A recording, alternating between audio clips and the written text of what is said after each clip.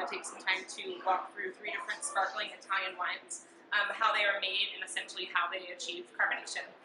We will also kind of teach you how to open a bottle of sparkling wine, since that's one of the more difficult challenges in services here in restaurants. So really first, we'll just kind of dive right into opening the bottle, and then we'll kind of discuss, again, the differences between 3 of these wines stylistically. Alright, so the first one we are going to start with here is the Ricci Carbastro Franciacorta. So this is going to be sparkling wine from Lombardia, a region called Franciacorta in Lombardia. This is going to be stylistically the most similar to champagne. So first, again, if we were going through the production and then I guess how to open the bottle.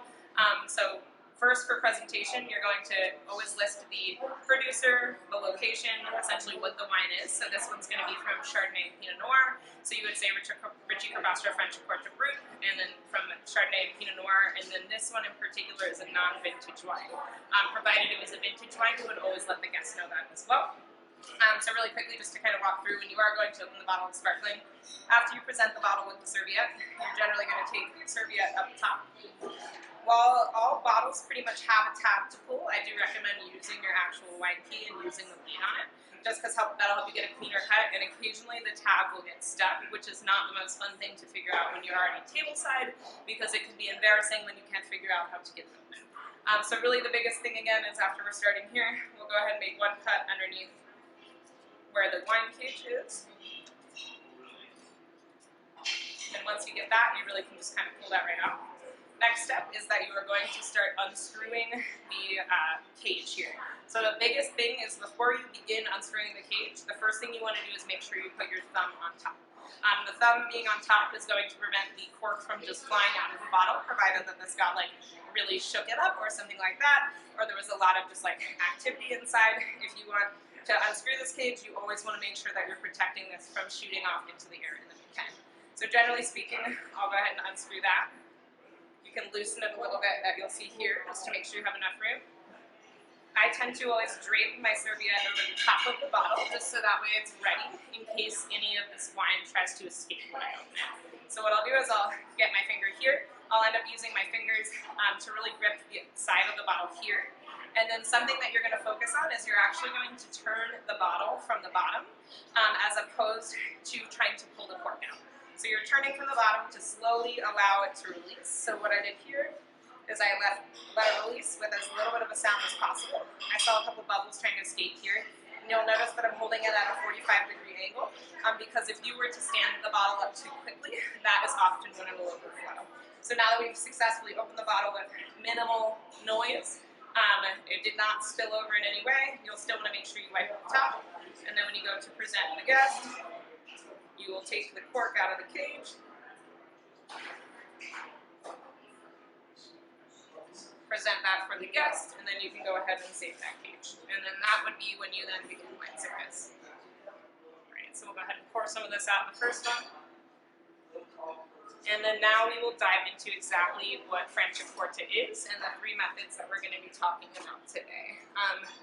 So Franciacorta is going to be made in a style called the traditional method, or the Champenois method. It's essentially made in the same style as champagne, which means that secondary fermentation occurs in the bottle. That probably makes no sense now, but it will probably make a little bit more sense in like 10 minutes. Next, we're going to talk about Prosecco. So Prosecco is made in a method called the Charmat tank method. So in this case, the secondary fermentation, which is when you get carbonation, is going to occur in a pressure, like a pressure-sensitive tank, instead of inside of the bottle itself. And then the last option here, you finish your fermentation. Essentially, there's no secondary fermentation, and you're going to be finishing that fermentation and achieving carbonation in the bottle itself. But again, it's slightly different from this one here. So really, first to talk about how you even get carbonation in a bottle. So achieving natural carbonation can be difficult, and essentially, anytime you're making alcohol, there's going to be a byproduct of essentially alcohol. You'll get some CO2 that is released as well. So if you trap that CO2 inside of a bottle, that's how you'll incorporate it into the wine itself. And then you'll always have a byproduct of heat. So again, when you're going through that fermentation process, the only way to achieve natural carbonation is by trying to trap it in a sealed vessel, so you're allowing that natural byproduct to reincorporate into the wine and to make it bubbly.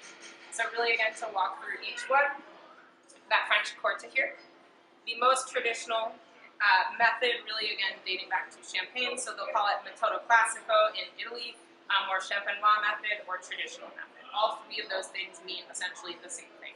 So in this particular style, so essentially you're making a cuvee, a blend of wines ahead of time, and you make a still wine, and then when you want to go ahead and carbonate it, so you're doing that in like a large barrel, right? So you make your still wine in a very large barrel.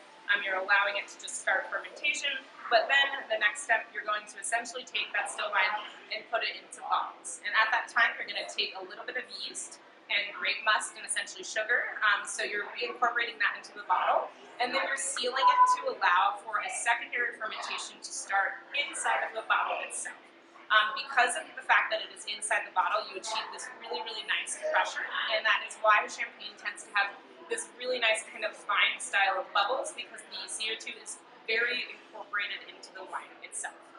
So again, champenois method, traditional method, or metodo classico, where you are finishing that carbonation inside of the bottle itself, and then later down the line you'll eventually pull those yeasts out.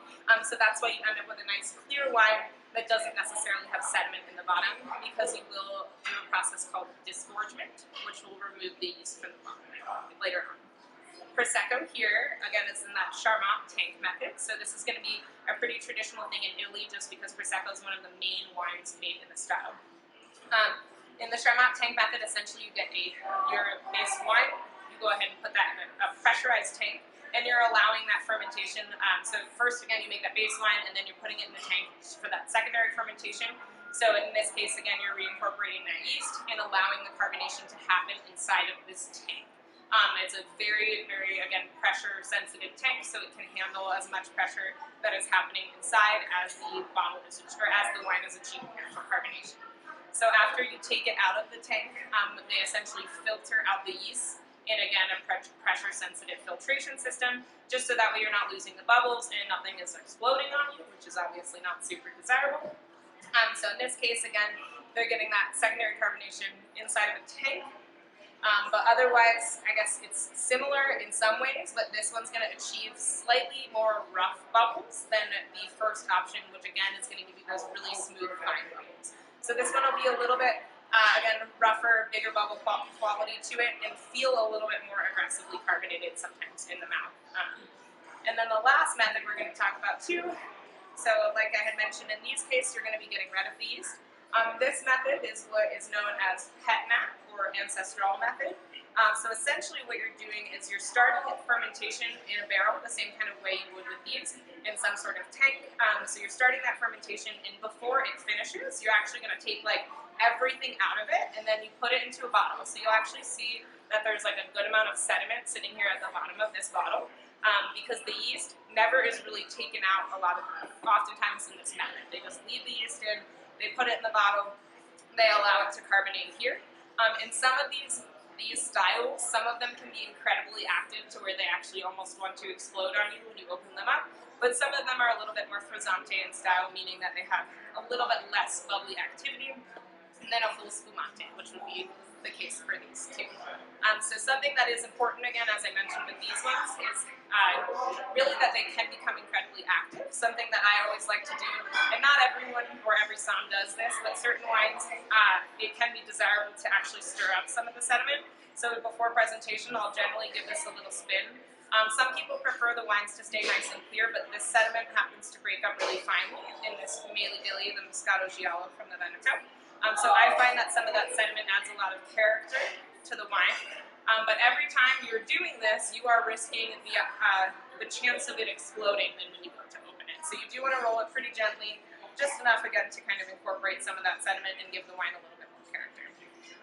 Generally speaking, I will always open these sideways in a bottle, or in the bucket, just so that way you have room for it to escape. So a lot of times these are just going to be little aluminum caps. And then you can see, because the bottle is sideways right now, that's the only reason that it did not bubble over. This one had a little bit of activity, but at that 45-degree angle, you can see that the bubbles have the room to escape. And it gives them the opportunity to get out of there without just going straight out the top. Because this one spends a lot of time aging on its yeast, this is going to be kind of the richest and most textured wine that we're looking at out of the three. So again, most similar to Champagne. You'll get really fresh, kind of like bright green apple, but you'll also get kind of this toasty brioche finish to it, and a little bit of kind of creaminess and richness on the palate. This Prosecco here, Integrale, is a really fun producer because they do make some, geared a little bit more towards the natural and organic approaches.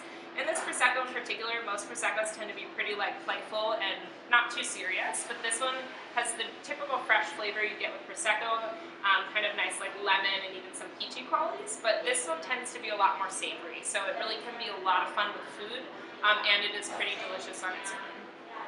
And then the last one we have here, that Patnat Mameli Dilly.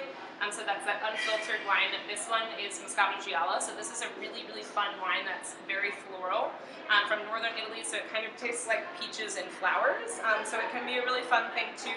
I tend to find that Patnat works really well for people who actually like beer and cider as well, just because this wine can tend to get some of those more beer and cider-like qualities because of the style of the wine itself. So that's pretty much it really for what these three wines are, how to open them, how to kind of talk about them and the differences. So all very different and very fun, and all just kind of northern Italian sparkling wines. So thank you so much for joining us today, and hopefully you enjoy at least one or maybe all three of the wines sometime in the near future.